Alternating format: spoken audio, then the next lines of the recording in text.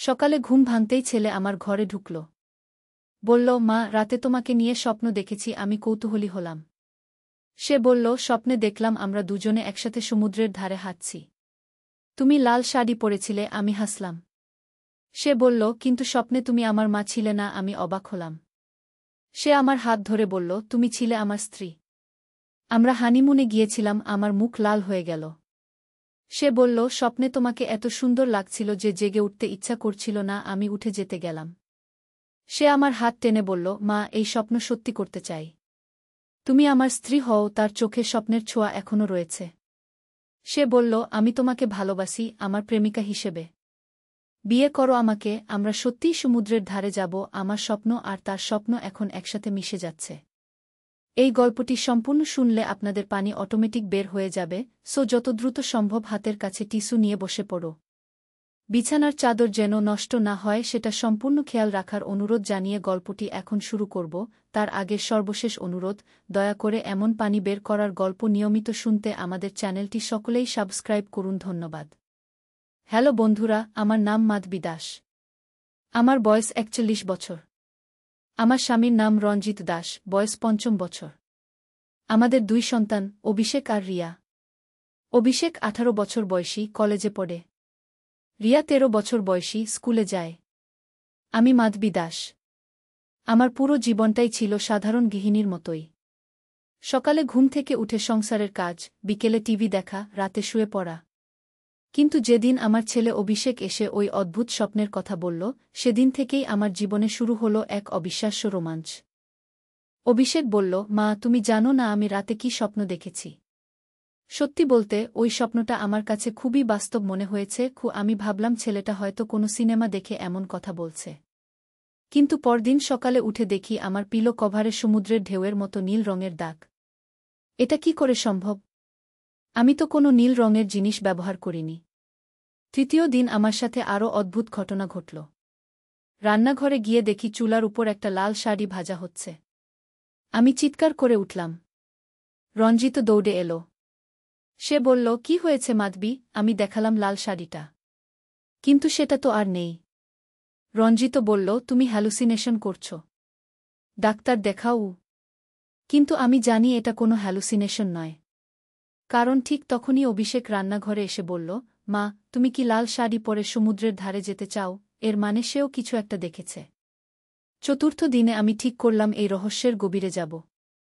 অভিষেকের কলেজ থেকে ফেরার সময় আমি তাকে বললাম, তুমি ঠিক কি স্বপ্ন দেখেছ? সব খুলে বলো। কুশে একটু লজ্জা পেল।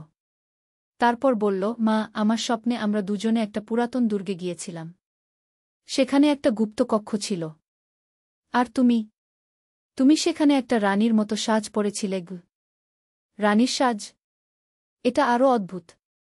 আমি বললাম, আর কি দেখেছিলে? সে বলল, সেই দুর্গে একটা পুরাতন ম্যাপ ছিল, যেটাতে একটা গুপ্ত ধনের সন্ধান ছিল। আর তুমি বলেছিলে যে এই ধন আমাদের পরিবারের গু। আমার মাথা ঘুরে গেল। আমাদের পরিবারের কোনো পুরাতন ইতিহাস নেই। আমার বাবা-মা দুজনেই সাধারণ কৃষক ছিলেন। কিন্তু হঠাৎই আমার মনে পড়ল আমার ঠাকুমার একটা পুরাতন ট্রাঙ্ক। সেটা বাড়ির চিলেকোঠায় রাখা আছে। সন্ধেবেলায় আমি চিলেকোঠায় গেলাম। ধুলোমাখা সেই পুরাতন ট্রাঙ্কটা খুললাম। ভেতরে পেলাম কিছু পুরাতন কাগজপত্র, একটা সোনালি চেইন, আর একটা হাতে আঁকা ম্যাপ। আমার হার্টবিট বেড়ে গেল। ম্যাপটা দেখতে হুবহু অভিষেকের স্বপ্নের মতো। ম্যাপে দেখানো হয়েছে আমাদের গ্রাম থেকে ১০ কিলোমিটার দূরে একটা পুরাতন দুর্গ। আর সেখানে লেখা দাস পরিবারের গুপ্ত সম্পদ। আমি রোমাঞ্চিত হয়ে উঠলাম। এর মানে আমাদের পরিবার সত্যিই কোনো সম্ভ্রান্ত বংশের ছিল। পরদিন সকালে আমি রঞ্জিতকে সব বললাম। সে প্রথমে বিশ্বাস করল না। কিন্তু যখন ম্যাপটা দেখল তখন সেও অবাক হয়ে গেল।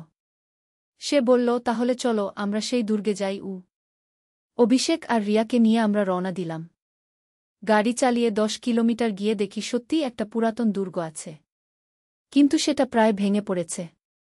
আমরা ভেতরে ঢুকলাম। দুর্গের ভেতরটা খুবই অন্ধকার। আমাদের ফোনের টর্চ জ্বালিয়ে এগিয়ে চললাম। হঠাৎই অভিষেক বলল, মা, এই জায়গাটা তো আমার স্বপ্নের মতো। সত্যি, জায়গাটা অভিষেকের বর্ণনার সাথে হুবহু মিলছে। আমরা একটা গুপ্ত দরজা খুঁজতে লাগলাম।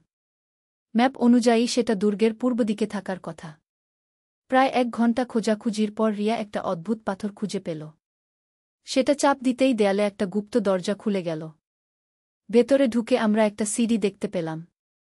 সেই সিঁড়ি দিয়ে নিচে নামতেই দেখি একটা বিশাল কক্ষ। সেই কক্ষের মাঝখানে একটা পাথরের সিন্দুক। আমার হাত কাঁপছে। আমরা সিন্দুকটা খুললাম। ভেতরে ছিল অগণিত সোনার মুদ্রা, হীরার গহনা আর একটা চিঠি। চিঠিটা আমার প্রপিতামহ লিখেছেন। তিনি লিখেছেন যে তিনি এই সম্পদ আমাদের পরিবারের ভবিষ্যৎ প্রজন্মের জন্য লুকিয়ে রেখেছেন। কিন্তু চিঠিতে আরও লেখা ছিল যে এই সম্পদ নেওয়ার আগে আমাদের একটা পরীক্ষা দিতে হবে। সেই পরীক্ষা হল আমাদের পরিবারের সবচেয়ে বড় শক্তি প্রমাণ করা। হঠাৎই সিন্দুকের ভেতর থেকে একটা আওয়াজ এলো। একটা যান্ত্রিক কণ্ঠস্বর বলল, দাস পরিবারের উত্তরাধিকারীরা, তোমাদের পরীক্ষা শুরু হয়েছে। তোমাদের এই কক্ষ থেকে বের হতে হলে 3টি ধাঁধার সমাধান করতে হবে। প্রথম ধাঁধা ছিল, যা দেখা যায় না কিন্তু অনুভব করা যায়, যা ছুঁয়ে দেখা যায় না কিন্তু হৃদয়ে রাখা যায়, সেটা কি? আমি সাথে সাথেই বললাম, ভালোবাসা। ও কক্ষের দেয়ালে একটা সবুজ বাতি জ্বলে উঠল। দ্বিতীয় ধাঁধা, যা ভাগ করে দিলে বাড়ে, যা দিয়ে দিলে কমে না, সেটা কি? রঞ্জিত বলল, জ্ঞান। ও আরেকটা সবুজ বাতি জ্বলল। তৃতীয় ধাঁধা, যা একসাথে থাকলে শক্তিশালী, যা আলাদা হলে দুর্বল, সেটা কি? অভিষেক আর রিয়া একসাথে বলল, পরিবার। ও 3টি সবুজ বাতি জ্বলে উঠল এবং গুপ্ত দরজা খুলে গেল। কণ্ঠস্বর আবার বলল, তোমরা উত্তীর্ণ হয়েছ। এই সম্পদ এখন তোমাদের কি? কিন্তু আমি একটা বিষয় বুঝতে পারছিলাম না। অভিষেক কি করে এই সব কিছু আগে থেকে জানত? আমি অভিষেককে জিজ্ঞেস করলাম। সে বলল, মা, আমি জানি না। কিন্তু যখন থেকে তোমার সাথে সেই অদ্ভুত স্বপ্ন দেখছি, তখন থেকেই মনে হচ্ছে আমি এই জায়গার সাথে কোনোভাবে যুক্ত। রঞ্জিত বলল, হয়তো এটা জেনেটিক মেমোরি। আমাদের পূর্বপুরুষদের স্মৃতি হয়তো অভিষেকের মধ্যে জেগে উঠেছে। আমরা কিছু গহনা আর সোনার মুদ্রা নিয়ে বাড়ি ফিরলাম। কিন্তু আসল রোমাঞ্চ শুরু হল পরদিন। আমাদের বাড়িতে একজন প্রত্নতত্ত্ববিদ এসে হাজির। তিনি বললেন, আমাদের পূর্বপুরুষরা এই অঞ্চলের শাসক ছিলেন এবং তিনি আমাদের এই আবিষ্কারের জন্য অভিনন্দন জানাতে এসেছেন। কিন্তু তিনি আরও জানালেন যে এই দুর্গে আরও অনেক রহস্য লুকানো আছে। তিনি আমাদের একটা প্রাচীন পাণ্ডুলিপি দিলেন। সেখানে লেখা ছিল আমাদের পরিবারের একজন পূর্বপুরুষ একটা যন্ত্র আবিষ্কার করেছিলেন যেটা সময় ভ্রমণের জন্য ব্যবহার করা যায়। আমি প্রথমে বিশ্বাস করিনি। কিন্তু পাণ্ডুলিপিতে যে নকশা দেওয়া ছিল সেটা দেখে মনে হলো এটা কোনো সাধারণ জিনিস নয়। রঞ্জিত যন্ত্রবিদ্যায় ইঞ্জিনিয়ার। সে নকশাটা দেখে বলল, এটা সত্যিই কোনো উন্নত প্রযুক্তির নিদর্শন। আমরা সিদ্ধান্ত নিলাম এই যন্ত্রটা খুঁজে বের করব। পাণ্ডুলিপি অনুযায়ী সেটা দুর্গের গভীরতম কক্ষে লুকানো আছে। পরদিন আবার দুর্গে গেলাম। এবার আমাদের সাথে প্রত্নতত্ত্ববিদ মহোদয়ও এসেছেন। আমরা আগের কক্ষ থেকে আরও নিচে নামতে থাকলাম। একটা গোপন সুড়ঙ্গ পেলাম। সেই সুড়ঙ্গ দিয়ে প্রায় আধা কিলোমিটার হাঁটার পর একটা বিশাল কক্ষে পৌঁছালাম। সেখানে দেখলাম একটা অদ্ভুত যন্ত্র। সেটা দেখতে অনেকটা গোলাকার একটা মঞ্চের মতো। প্রত্নতত্ত্ববিদ বললেন, এটা সত্যিই একটা টাইম মেশিন। কিন্তু এটা ব্যবহার করা খুবই বিপজ্জনক। কিন্তু অভিষেক খুব কৌতূহলী। সে যন্ত্রের কাছে গিয়ে একটা পাথর স্পর্শ করল। হঠাৎই পুরো কক্ষে একটা নীল আলো ছড়িয়ে পড়ল। আমরা সবাই যন্ত্রের উপর টেনে নেওয়া হলাম। আমার মাথা ঘুরছে। চারদিকে সময়ের ঘূর্ণিঝড়। আমি অভিষেকের হাত ধরে রাখলাম। কিছুক্ষণ পর আমরা দেখি আমরা একই দুর্গে আছি, কিন্তু সেটা এখন সম্পূর্ণ নতুন। চারদিকে প্রহরী, রাজরাজডা।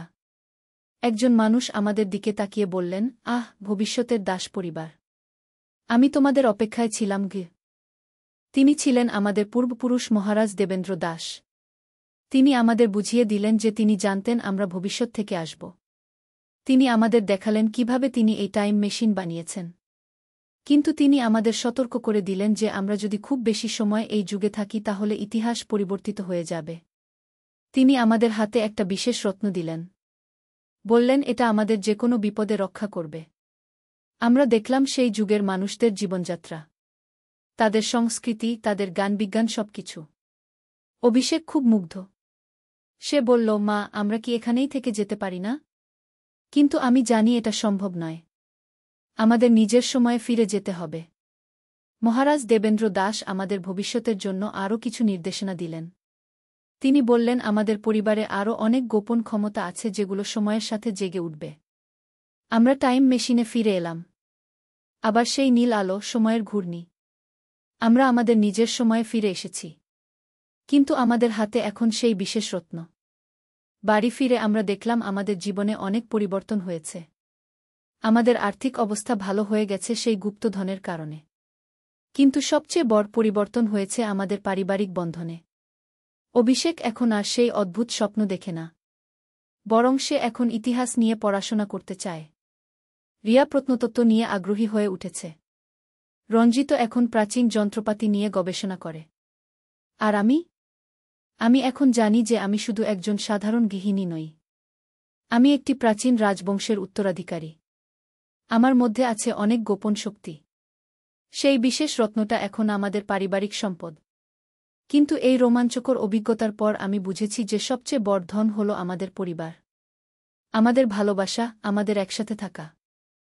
অভিষেকের সেই প্রথম স্বপ্ন থেকে শুরু হওয়া এই অ্যাডভেঞ্চার আমাদের জীবনকে সম্পূর্ণ বদলে দিয়েছে।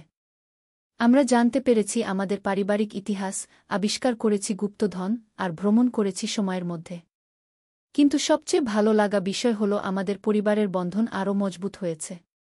আমরা এখন জানি যে একসাথে থাকলে আমরা যে কোনো চ্যালেঞ্জ মোকাবেলা করতে পারি। প্রত্নতত্ত্ববিদ মহোদয় আমাদের বলেছেন যে আমাদের এই আবিষ্কার ইতিহাসের একটা নতুন অধ্যায় তৈরি করেছে। তিনি আমাদের এই অভিজ্ঞতা নিয়ে একটা বই লিখতে বলেছেন। আমি এখন প্রতিদিন ডায়েরি লিখি। আমাদের এই রোমাঞ্চকর অভিজ্ঞতার প্রতিটি মুহূর্ত লিপিবদ্ধ করে রাখছি। কিন্তু আমাদের রোমাঞ্চ এখানেই শেষ হয়নি। সেই বিশেষ রত্নটা আমাদের আরও অনেক অদ্ভুত ক্ষমতা দিয়েছে। অভিষেক এখন মানুষের মনের কথা পড়তে পারে। রিয়া ভবিষ্যতের ঘটনা দেখতে পায়। রঞ্জিত যে কোনো যন্ত্র মেরামত করতে পারে শুধু স্পর্শ করে। আর আমি এখন যে কোনো স্থানে তাৎক্ষণিক ভ্রমণ করতে পারি। শুধু চোখ বন্ধ করে ভাবলেই যে কোনো জায়গায় পৌঁছে যাই। একদিন রিয়া বলল, মা, আমি স্বপ্নে দেখেছি আমাদের আরও একটা বিপদ আসছে। কিছু খারাপ লোক আমাদের রত্নটা চুরি করতে চায়। আমি প্রথমে তেমন গুরুত্ব দিইনি। কিন্তু পরদিনই আমাদের বাড়িতে কিছু রহস্যময় মানুষ আসল। তারা নিজেদের পরিচয় দিল সরকারি গবেষক হিসেবে। কিন্তু তাদের আচরণ খুবই সন্দেহজনক। তারা আমাদের পূর্বপুরুষদের সম্পর্কে অনেক কিছু জানতে চাইল। বিশেষ করে সেই রত্নের কথা। আমি বুঝলাম এরা আসলে কোনো ভালো উদ্দেশ্যে আসেনি। আমি অভিষেককে ইশারা করলাম সে যেন তাদের মনের কথা পড়ে। সে চোখ বন্ধ করে কিছুক্ষণ থাকল। তারপর আমার কানে কানে বলল, মা, এরা আসলে একটা গুপ্ত সংস্থার লোক। এরা আমাদের রত্নটা দিয়ে বিশ্ব দখল করতে চায়। আমার রক্ত ঠান্ডা হয়ে গেল। কি করব এখন? তারা তো আমাদের জোর করে রত্নটা নিয়ে যেতে পারে। হঠাৎই আমার মাথায় একটা বুদ্ধি এলো। আমি রিয়াকে বললাম, তুমি কি দেখতে পাচ্ছ কিভাবে আমরা এই সমস্যা থেকে বেরোতে পারি? রিয়া চোখ বন্ধ করে বলল, মা, আমি দেখছি আমাদের টাইম মেশিন ব্যবহার করতে হবে। আমাদের অতীতে গিয়ে মহারাজ দেবেন্দ্র দাসের কাছ থেকে সাহায্য নিতে হবে। কিন্তু সমস্যা হলো টাইম মেশিন তো দুর্গে। আর এই খারাপ লোকেরা তো আমাদের ছাড়বে না। তখন আমি আমার নতুন ক্ষমতা ব্যবহার করার কথা ভাবলাম।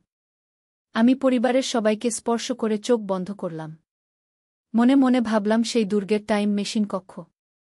মাত্র কয়েক সেকেন্ডের মধ্যে আমরা সেই পুরাতন কক্ষে পৌঁছে গেলাম। কিন্তু দেখি সেই খারাপ লোকেরাও আমাদের পিছু নিয়ে এসেছে। তাদের কাছে উন্নত যন্ত্রপাতি আছে। তারা আমাদের ট্র্যাক করতে পেরেছে। আমাদের আর সময় নেই। আমি টাইম মেশিনের পাথর স্পর্শ করলাম। আবার সেই নীল আলো। আমরা 400 বছর আগের সময়ে পৌঁছে গেলাম। মহারাজ দেবেন্দ্র দাস আমাদের দেখে বললেন, আমি জানতাম তোমরা আবার আসবে। তোমাদের বিপদের কথাও আমি জানি। তিনি আমাদের একটা বিশেষ অস্ত্র দিলেন। সেটা দেখতে একটা সাধারণ লাঠির মতো, কিন্তু সেটাতে আছে অসীম শক্তি। তিনি বললেন, এই অস্ত্র শুধু ন্যায়ের জন্য কাজ করে। যারা খারাপ কাজ করতে চায় তাদের এটা স্পর্শ করলেই তারা নিষ্ক্রিয় হয়ে যাবে। আমরা আবার নিজের সময়ে ফিরে এলাম। সেই খারাপ লোকেরা আমাদের অপেক্ষায় ছিল। তাদের নেতা বলল, তোমরা যেখানেই যাও না কেন, আমরা তোমাদের খুঁজে বের করব। এখন রত্নটা দাও। আমি সেই বিশেষ লাঠিটা বের করলাম। মহারাজের দেওয়া অস্ত্র। আমি লাঠিটা মাটিতে ঠুকতেই পুরো দুর্গে একটা সোনালি আলো ছড়িয়ে পড়ল। সেই খারাপ লোকেরা সবাই মাটিতে পড়ে গেল। তারা নিষ্ক্রিয় হয়ে গেছে। হঠাৎই তাদের নেতার শরীর থেকে একটা কালো ছায়া বের হয়ে এলো। সেই ছায়া বলল, তোমরা ভাবো জিতে গেছ? আমি হলাম প্রাচীন এক অশুভ শক্তি। আমি 1000 বছর ধরে এই রত্নের অপেক্ষায় ছিলাম। আমি বুঝলাম এটা শুধু মানুষের লোভ নয়। এটা একটা অতিপ্রাকৃত শক্তির বিরুদ্ধে লড়াই। সেই কালো ছায়া আমাদের দিকে এগিয়ে আসছে। তার স্পর্শে দুর্গের পাথর গলে যাচ্ছে। রিয়া চিৎকার করে বলল, মা, আমাদের সবার শক্তি একসাথে করতে হবে। আমরা সবাই হাত ধরাধরি করে দাঁড়ালাম। অভিষেক মানসিক শক্তি, রিয়া ভবিষ্যৎ দেখার ক্ষমতা, রঞ্জিত যান্ত্রিক বুদ্ধি, আর আমার স্থান পরিবর্তনের ক্ষমতা। আমাদের 4 জনের শক্তি একসাথে হতেই সেই বিশেষ রত্ন উজ্জ্বল আলো ছড়িয়ে দিল। সেই আলো সেই কালো ছায়াকে ঘিরে ফেলল। ছায়াটা চিৎকার করে বলল, এটা সম্ভব নয়। পারিবারিক ভালোবাসা আমার চেয়ে শক্তিশালী হতে পারে না। কিন্তু আমাদের ভালোবাসা সত্যিই তার চেয়ে শক্তিশালী। সেই কালো ছায়া ধীরে ধীরে মিলিয়ে যেতে লাগল। শেষ পর্যন্ত সে সম্পূর্ণ অদৃশ্য হয়ে গেল।